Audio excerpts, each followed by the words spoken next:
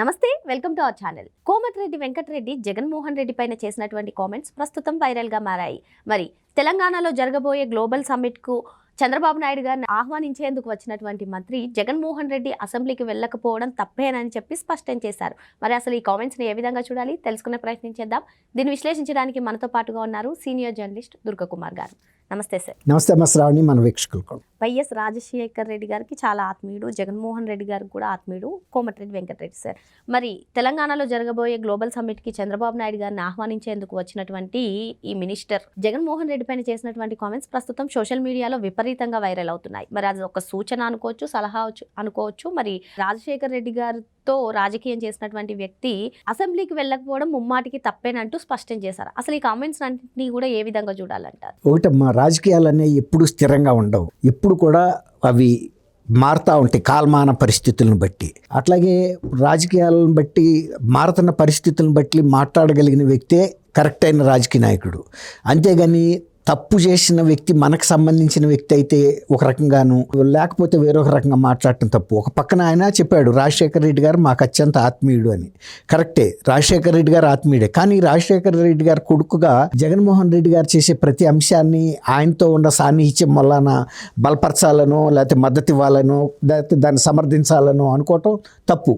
ఎవరైనా సరే గాక తప్పు చేసినప్పుడు తప్పు అని చెప్పాల్సిన అవసరం ఉంది. ఇప్పుడు జగన్మోహన్ రెడ్డి గారు ఒకప్పుడు ఆంధ్రప్రదేశ్కి ముఖ్యమంత్రిగా కూడా 5 సంవత్సరాల పాటు ప్రజలు ఆయనకి ఇచ్చిన అధికారాన్ని, ప్రజలు ఆయన్ని నమ్మి ఇచ్చిన అధికారాన్ని ఉపయోగించుకున్నాడు. అప్పటికైనా కూడా ఆయన ఒక ముఖ్యమంత్రిగా పనిచేసినప్పుడు ఆ పరిపక్వత ఆయన ప్రతి అంశంలోనూ చూపించగలగాలి. అంతేగాని నేను అధికారంలో ఉంటే ఒక రకంగాను, అధికారం లేకపోతే ప్రజల గురించి పట్టించుకోను అనే తీరులో వ్యవహరించడం అనేది, అంటే ప్రతిపక్ష నాయకుడిగా నాకు హోదా కూడా ఇవ్వలేదు కాబట్టి మేము అసెంబ్లీకే వెళ్ళము అని బహిష్కరిస్తామని చేసిన పని ఆంధ్రప్రదేశ్ ప్రజల్ని ఎంత విస్మయానికి గురి చేసిందో, రాజకీయ రంగంలో ఉన్న అందరినీ విస్మయానికి గురి చేసింది.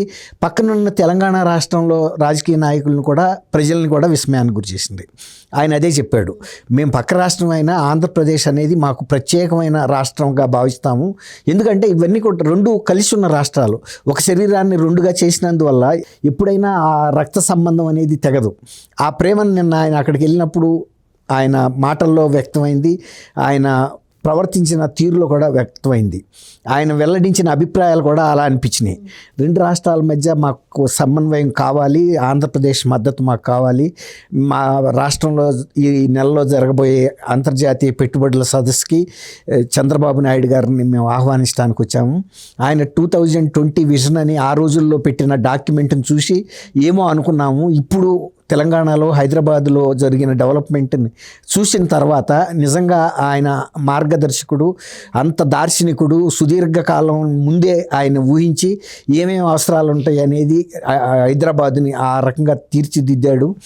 అందువల్ల మేము ఆయన్ని ఆహ్వానించడమే ఒక గర్వకారణంగా ఫీల్ అవుతున్నాము అన్న భావన వ్యక్తం చేశాడు. అది చాలా గొప్ప అంశం. ఇంకోటి ఏంటంటే, చంద్రబాబు నాయుడు గారు అనే వ్యక్తి ఒక ఆంధ్రప్రదేశ్కే ముఖ్యమంత్రి, తెలంగాణకి కాదు అని అనుకోవటానికి వీల్లేదు. తెలంగాణలో కూడా ఆయన రెండు కళ్ళలాగా చూసుకున్నాడు.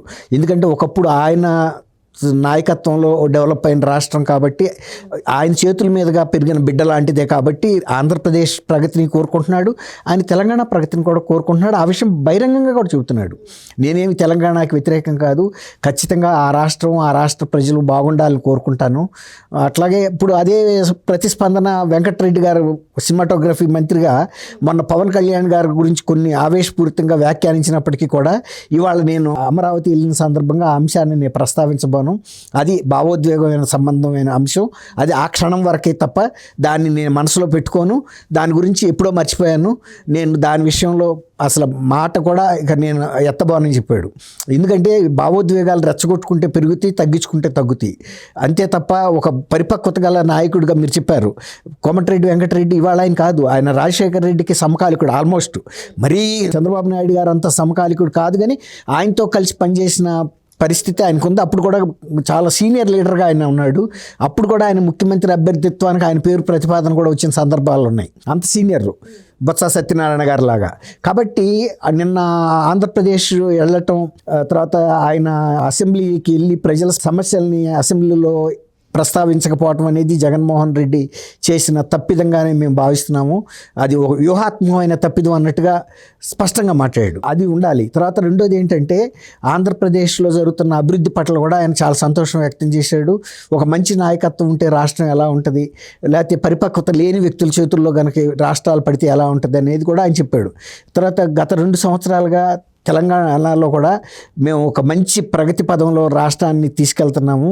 ఇప్పుడు 2047 విజన్ డాక్యుమెంట్ని కూడా మేము తయారు చేసి హైదరాబాద్ పట్టణాన్నే కాకుండా, హైదరాబాద్ నగరాన్నే కాకుండా హైదరాబాద్ నగరాన్ని దేశంలోనే ఒక పెద్ద నగరంగా రూపొందించడానికి కావాల్సిన మౌలిక సదుపాయాలను మేము కల్పిస్తున్నాము.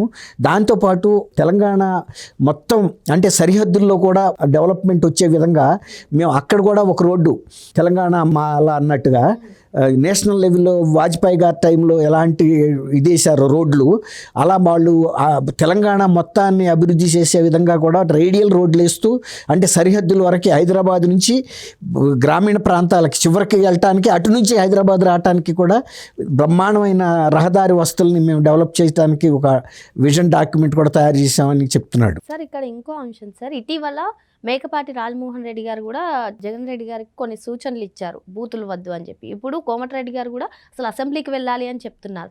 మరి ఇవన్నీ కూడా జగన్మోహన్ రెడ్డి గారు పాటిస్తారంటారా? జగన్మోహన్ రెడ్డి గారు పాటించే వ్యక్తి అయితే అసలు అలాంటి పరిస్థితి తెచ్చుకోడు కదమ్మా. ఆయనకి అంత విఘ్నత లేకపోతే పరిపక్వత గనక ఆలోచన విధానం ఉంటే ఎప్పుడైనా సరే, ఇంతవరకు నేను ప్రజలు ఇచ్చిన తీర్పుని శిరసా వహిస్తామని చెప్పిన ఎంత పెద్ద నాయకుల్ని చూశాం, కానీ ప్రజలు ఇచ్చిన బాధ్యతను అక్కడ పడేసి తన బాధ్యత తప్పించుకుని తిరగటం అనే వ్యక్తిని ఫస్ట్ టైం చూసాం. అందుకే ఇంతమంది చెప్పాల్సి వచ్చింది. మేకపాటి రాజమోహన్ రెడ్డి గారు మీరు అన్నట్టు ఆయన తండ్రి కన్నా కూడా పెద్ద ఆయన, అంత పెద్ద ఆయన. తర్వాత వాళ్ళ బిడ్డ కూడా గౌతమ్ రెడ్డి గారు చనిపోయాడు. తర్వాత ఇప్పుడు కూడా ఆ కుటుంబం రాజశేఖర రెడ్డి గారి కుటుంబానికి సన్నిహితంగా జగన్మోహన్ రెడ్డి నాయకత్వం బాగుండాలని కోరుకుంటున్నప్పటికీ ఆయన ప్రవర్తిస్తున్న తీరు, పార్టీలో సీనియర్ నాయకులు మాట్లాడుతున్న తీరు శోభాయమానంగా లేదు. పార్టీ హుందాతనాన్ని పెంచడం లేదు, ప్రజల్లో గౌరవాన్ని పెంచటం లేదు. చాలా చిల్లర స్థాయి మాటలు మాట్లాడుతున్నారు, అసభ్యకరమైనటువంటి మాటలు మాట్లాడుతున్నారు. ప్రతిపక్షాలకు చెందిన కుటుంబ సభ్యుల్ని హేళన చేసేటట్టుగాను దూషించే విధమైనటువంటి పరిభాష వాడుతున్నారు. ఇది పార్టీకి మంచిది కాదు అని ఆయన అంత బహిరంగంగా చెప్పాడు. అంటే నిజంగా జగన్మోహన్ రెడ్డి గారు కనుక అంత సీరియస్గా తీసుకున్న వ్యక్తి అయితే ఖచ్చితంగా దాన్ని మేము మా పెద్ద ఆయన రాజమోహన్ రెడ్డి గారు చెప్పిన అంశాన్ని తీసుకుని నేను శాసనసభలో నేను మాట్లాడతాను, శాసనసభకి మా సభ్యులందరం వెళ్తాము, మా బాధ్యతను నెరవేరుస్తామని వెంటనే స్పాంటేనియస్గా చెప్పాలి. ఇప్పుడు ఇంత టైం ల్యాప్స్ అయిన తర్వాత కూడా ప్రజలకి ఆయన స్పందించలేకపోతున్నాడంటే ఎప్పుడైనా రాజకీయాల్లో వచ్చిన అవకాశాలను అందిపుచ్చుకోవాలి తప్ప కాల్దన్నుకుంటే. ఇప్పుడు ఒక బెస్ట్ ఉదాహరణ ఏంటంటే అంది వచ్చిన అవకాశాలని పుచ్చుకోకుండా వదులుకున్న వ్యక్తిగా జగన్మోహన్ రెడ్డి ఒక ఉదాహరణగా నిలిచిపోతాడు.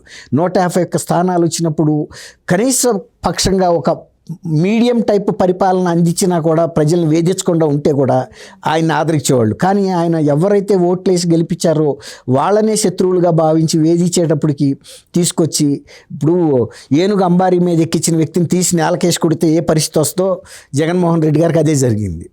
కాబట్టి ఆయన అందిపుచ్చుకోవటంలో మిస్ అవుతున్నాడు అవకాశాలని.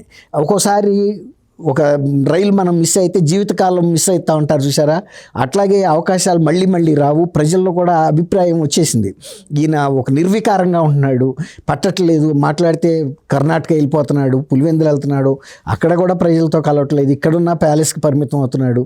ఇంకా పైగా అధికార పక్షానికి చెందిన మంత్రులు ప్రజల దగ్గరికి వెళ్ళటం తప్పు అన్నట్టుగా మాట్లాడుతున్నాడు. ఇది ఎక్కడ విడ్డూరమో మరి అర్థం కాదు. ప్రభుత్వం మమేకమై పనిచేయకపోతే సమస్యలు ఎట్లా పరిష్కారం అవుతాయి? ఒకళ్ళకొకళ్ళు తెలియాలి కదా, ప్రభుత్వం ఏమనుకుంటుందో లేకపోతే ప్రజల సమస్యలు ఎట్లా ఉన్నాయి అనేది ఫస్ట్ హ్యాండ్ ఇన్ఫర్మేషన్ ఉండాలి. ఎవరి మీదో కోటరీ మీద ఆధారపడితే ఇప్పుడు జగన్మోహన్ రెడ్డి గారికి ఎలాంటి గుణపాఠం వచ్చిందో అలాంటిదే జరుగుతుంది ఎప్పుడైనా. కానీ అందుకు వెంకటరెడ్డి గారిని మనం ఎందుకు అభినందించాలంటే 2 రాష్ట్రాల మధ్య కూడా మంచి సయోధ్య కుదిర్చే ఒక రాయబారిగా నిన్న అక్కడికి వెళ్ళటం అనేది గొప్ప విషయం. నిన్న జాతీయ స్థాయిలో పుతిన్ గారు రష్యా అధ్యక్షుడు భారతదేశం రావటం ఎంత స్నేహపూర్వకంగా జరిగిందో, ఈ మధ్య కాలంలో కొంచెం మిస్అండర్స్టాండింగ్స్ వచ్చిన పరిస్థితుల్లో తెలంగాణ ప్రజల యొక్క మనస్సుని అమరావతిలో ఆవిష్కరించి అక్కడ ప్రజల యొక్క మనస్సుని కూడా ఆయన అవగాహన చేసుకుని రావటం అనేది 2 రాష్ట్రాలకు కూడా ప్రయోజనకరమైనటువంటి ఇదిగా చెప్పచ్చు. మరో అంశంతో మళ్ళీ కలుద్దాం. Thank you. థ్యాంక్ యూ అమ్మ శ్రావణి, మన వీక్షకులు.